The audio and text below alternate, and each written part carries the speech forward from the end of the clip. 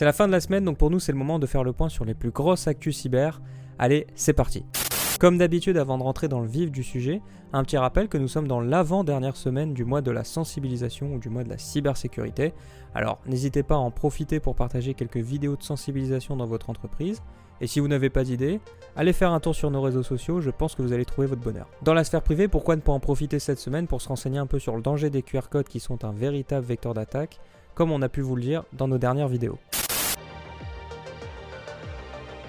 Comme d'habitude, on continue avec la faille critique de cette semaine et aujourd'hui j'ai décidé de mettre en avant la faille sur Grafana Lab qui porte le doux nom de CVE-2024-9264 qui a une sévérité de 9.4 selon le CERT et de 9.9 selon Grafana. Comme d'habitude, cette faille vient d'une suite de petites erreurs qui conduisent souvent à de grandes vulnérabilités qui permet là, en l'occurrence, d'exécuter du code à distance sur les serveurs de toutes les versions de Grafana supérieures à 11. La grande condition pour être vulnérable, c'est d'avoir le package JunkDB installé et disponible dans le pass de l'user qui exécute Grafana. Alors si vous le pouvez, n'hésitez pas à patcher dès maintenant ou tout simplement à retirer DuckDB de l'user qui exécute Grafana. Et en attendant, on va se retrouver je pense très bientôt pour une vidéo détaillée sur cette faille, accompagnée comme d'habitude de son petit lab de pentest disponible sur notre plateforme de learning. Cette semaine, ce n'est pas un mais bien 3 data leaks sur lesquels je veux vous alerter, en commençant évidemment par le gros data leak qu'il y a eu pour les abonnés Freebox. On parle comme d'habitude de divulgation de données personnelles, mais là cette fois-ci c'est un peu plus grave car il y a aussi des IBAN qui ont été publiés. Une enquête est en cours en interne du côté de Free pour comprendre d'où vient ce data leak et comment ça peut arriver, mais en attendant cette base de données de 43 Go elle est toujours en vente et elle cherche preneur. Le deuxième data leak concerne l'université de la Sorbonne où un attaquant affirme posséder des photos de pièces d'identité. 73 000 personnes seraient concernées par ce data leak et si vous avez la chance d'être passé entre les mailles du filet, ce dernier data leak devrait vous achever. Si vous êtes un utilisateur de VPN, on sait aujourd'hui que c'est plus de 2 millions de mots de passe d'utilisateurs de VPN qui sont disponibles dans la nature. Alors cette fois-ci, ce n'est pas toujours les éditeurs qui sont responsables, mais aussi les utilisateurs, cliquant, installant et partageant un peu n'importe quoi sur leur machine, dont leur mot de passe. Alors comme d'habitude, pensez à bien modifier vos mots de passe, faites attention aux tentatives de phishing dans les jours et dans les mois à venir, et notamment le spear phishing. Et surtout, allez faire un tour sur nos vidéos de sensibilisation pour comprendre comment se protéger et comment réagir face à ces data leaks.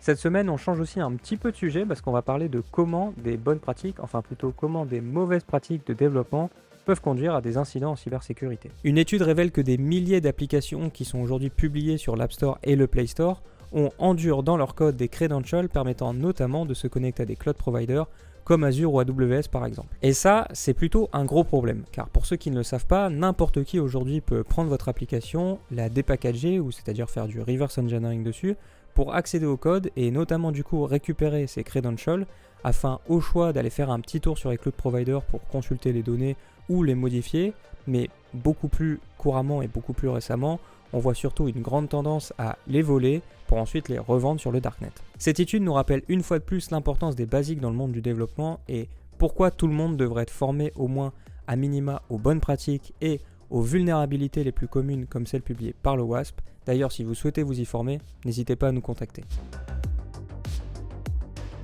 On finit le récap de cette semaine par une annonce du gouvernement des Royaumes-Unis qui se dit prêt à tout pour lutter contre les cyberattaques, enfin, plus précisément selon leurs termes, pour lutter contre les cybermenaces. Évidemment, après avoir brossé dans le sens du poil tous les acteurs de la cybersécurité, le résumé du discours en fait il est assez simple à comprendre.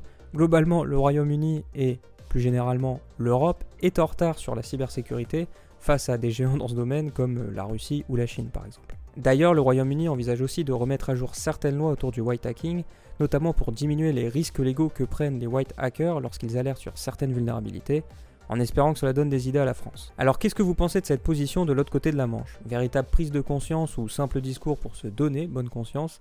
Je vous laisse me donner votre avis en commentaire. D'ici là, on se retrouve très bientôt dans l'une de nos vidéos, dans l'une de nos formations ou sur nos réseaux sociaux.